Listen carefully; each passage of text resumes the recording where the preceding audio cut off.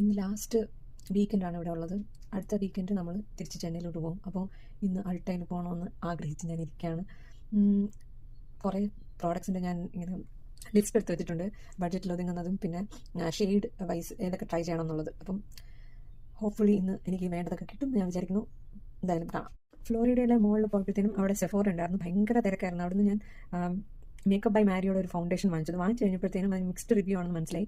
പക്ഷേ ഡ്രൈ സ്കിന്നിന് പറ്റിയൊരു ഫൗണ്ടേഷൻ അന്വേഷിച്ചപ്പോൾ അതാണ് കണ്ടത്. അതിൻ്റെ ഷെയ്ഡ് ഞാൻ തന്നെ സെലക്ട് ചെയ്തതാണ്. ചെന്നൈയിൽ ഞാൻ നാഴ്സിൻ്റെ ഷിയർ ഗ്ലോ ഫൗണ്ടേഷൻ വാങ്ങിച്ചു. അതിൻ്റെ പെർഫെക്റ്റ് ഷെയ്ഡാണ് എനിക്ക് കിട്ടിയത്. സ്ട്രോംബോളി എന്ന് പറയുന്ന ഒരു ഷെയ്ഡ്, അങ്ങനെയാണോ അത് പ്രൊനൗൺസ് ചെയ്യുന്നതെന്ന് എനിക്കറിയില്ല.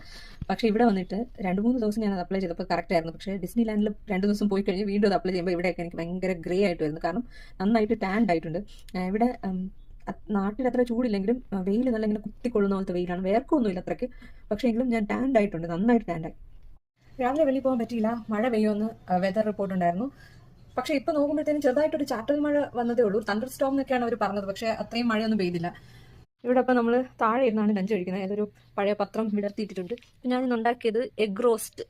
ഇതൊരു ആന്ധ്ര പിക്കിളാണ്. പിന്നെ ക്യാബേജ് തോരൻ. ഉണ്ടാക്കിയ കഥയൊക്കെ പറഞ്ഞാൽ ചിരി വരും. ഇന്നലെ ഉണ്ടാക്കിയ ദാലിനെ ഞാനെടുത്ത് രസമാക്കി. പിന്നെ ചോറ്. ഇതാണ് ഇന്നത്തെ items. So finally we are going out in the afternoon. 3 മണിയായി.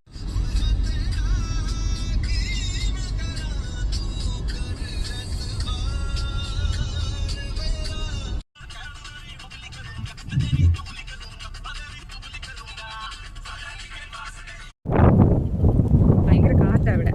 ഞാനിപ്പോൾ നല്ല വേഷായിട്ടൊന്ന് ചമ്മി. ഞാൻ ഇന്ന് വീഡിയോ എടുത്തുകൊണ്ടിരുന്ന കാർ അവർ സ്റ്റാർട്ട് ചെയ്യായിരുന്നു, ഞാൻ കണ്ടില്ല. അവർ ശബ്ദം ഉണ്ടാക്കിയപ്പോൾ ഞാൻ പെട്ടെന്ന് മാറി, അവർ ചിരിച്ചോണ്ട് പോകുന്നുണ്ടായിരുന്നു.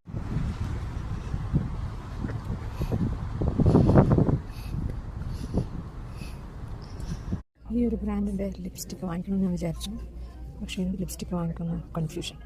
എൻ്റെ ലിസ്റ്റിൽ കവർ ഗേളിൻ്റെ ഒരു കൺസീലർ ഉണ്ടായിരുന്നു, അതായത് തന്നെ നോക്കട്ടെ. ലോറിയാലിൻ്റെ ഒരുപാട് ഷെയ്ഡ്സ് ഉണ്ട് ഇവിടെ. നമുക്ക് നാട്ടിൽ കിട്ടാത്ത ഷെയ്ഡ്സ് ഒക്കെ ഇവിടെ ഉണ്ട്.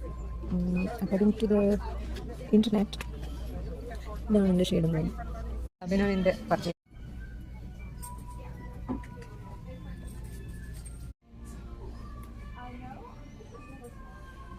ഇത് ഹെയർ സെക്ഷനാണ്.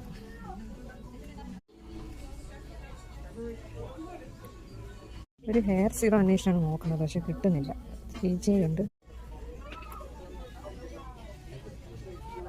അങ്ങനെ കുറേ സാധനങ്ങൾ വാങ്ങിച്ചു. $168 ഒരുപാട് പൈസയായി. എങ്കിലും ഇതെല്ലാം വർക്ക് ചെയ്താൽ മതിയായിരുന്നു. ഞാൻ വാങ്ങിക്കാൻ ഉദ്ദേശിച്ച ബ്രാൻഡൊന്നും ഇവിടെ ഇല്ലായിരുന്നു.